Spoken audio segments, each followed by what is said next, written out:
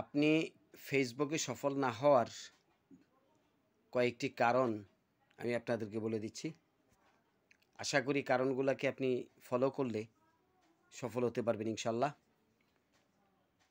তো আসুন বিস্তারিত গল্প না করে মূল কারণে আমরা চলে যাই। আপনার প্রথমত ফেসবুকে যে আইডি করেছেন সে আইডিটা আপনার নামে কিনা দেখেন।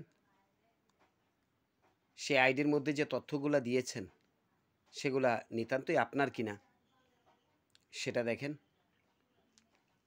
অতঃপর আপনি যে পেজটা করেছেন সেই পেজের মধ্যে যে কন্টেন্ট দিচ্ছেন অথবা অন্য কাউকে শেয়ার দিচ্ছেন, এই শেয়ার দেওয়া, কন্টেন্ট তৈরি করা বা কন্টেন্ট আপলোড করা, যে কন্টেন্টগুলো আপলোড করতেছেন সেই কন্টেন্টগুলো আপনার তৈরি কিনা, আপনার ফেস টু ফেস তৈরি কিনা, আপনার কণ্ঠের কিনা, না অন্য কারোটা নকল করতেছেন। এমত অবস্থায় দেখা গেল আপনি 1 বছর, 6 মাস, 2 বছর আপনি চেষ্টা করে যাচ্ছেন কিন্তু কন্টেন্ট মনিটাইজেশন পাচ্ছেন না। বন্ধুগণ, এত সহজ না।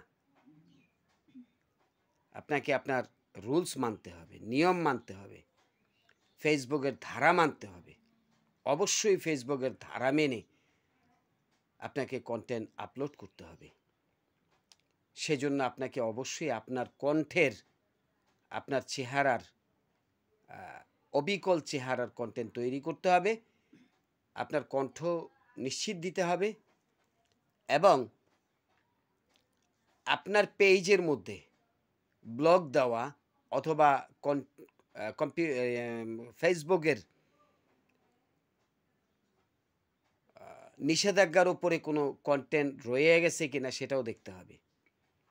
তো এখন বন্ধুগণ, 1 নম্বরে যে আমি যদি বলি আপনাদের ফেসবুকে ব্লক মারা কোনো কন্টেন্ট আছে কিনা সেটা কিভাবে দেখবেন? প্রথমে আপনার প্রোফাইলে চলে যাবেন। ওখানে গিয়ে ফিল্টার নামক একটা অপশন আছে, সেটাতে টিপ দিলে আপনি তারিখের বা বছর সালের একটা অপশন পাবেন।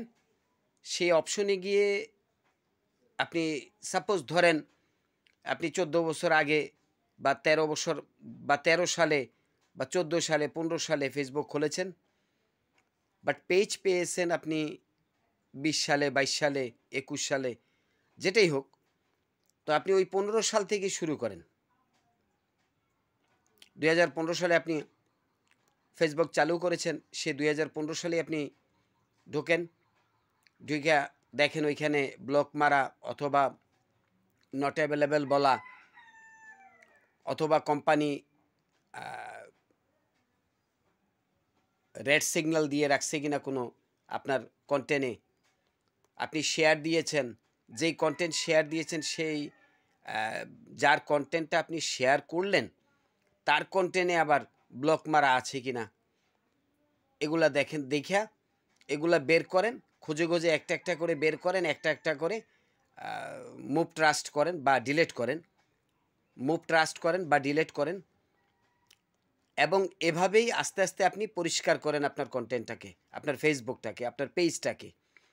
যখন একেবারে কমপ্লিটলি পরিষ্কার হয়ে যাবে, আপনারা নিশ্চিত থাকেন আপনার ফেসবুকের মধ্যে একটা কন্টেন্ট, সেটা আপনার হোক বা অন্য কারো শেয়ার করা হোক, একটা কন্টেন্টও যদি ব্লক মারা থাকে, কোম্পানির নিয়মের বাইরে থাকে, তাহলে আপনাকে কোম্পানির জীবনও মনিটাইজেশন দেবে না।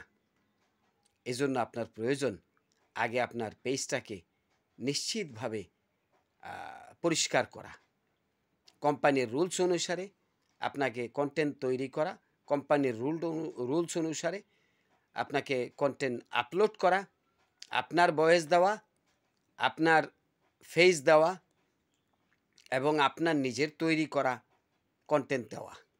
কাউকে নকল করে নয়, কাউকে কপি করে নয়, কারো কন্টেন্ট ডাউনলোড করে নয়। অনুগ্রহপূর্বক আপনি যখন একটা কন্টেন্ট শেয়ার করবেন, একটা জিনিস নজর দিবেন, যারটা শেয়ার করতেছেন। যেমন আমার কন্টেন্টটা আপনি শেয়ার করবেন, আমি বললাম, রিকোয়েস্ট করলাম, আর আপনি শেয়ার করে দিবেন, এটা ঠিক না।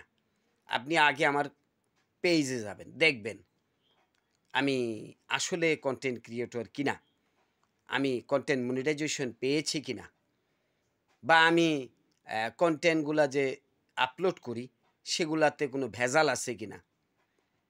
যদি আমার কন্টেন্টে ভেজাল থাকে আর সেই আমাকে যদি আপনি শেয়ার করেন, তাহলে আপনিও ভেজালের মধ্যে পড়ে যাবেন, রেড সিগন্যালের মধ্যে পড়ে যাবেন। আপনার কন্টেন্ট মনিটাইজেশন থাকলেও আপনাকে দেবে না, কেটে দেবে, ব্লক দিয়ে দিবে। তো আপনি যদি কন্টেন্ট মনিটাইজেশন পেতে চান, তাহলে প্রথম যেই শর্তটা আপনাকে আপনার পেজটাকে আপলোড করতে হবে, পরিষ্কার করতে হবে। আপনার কন্টেন্ট, আপনার মুখের ভাষা, আপনার চেহারা এবং ইত্যাদি ইত্যাদি দিয়ে আপনি কন্টেন্ট আপলোড করতে হবে।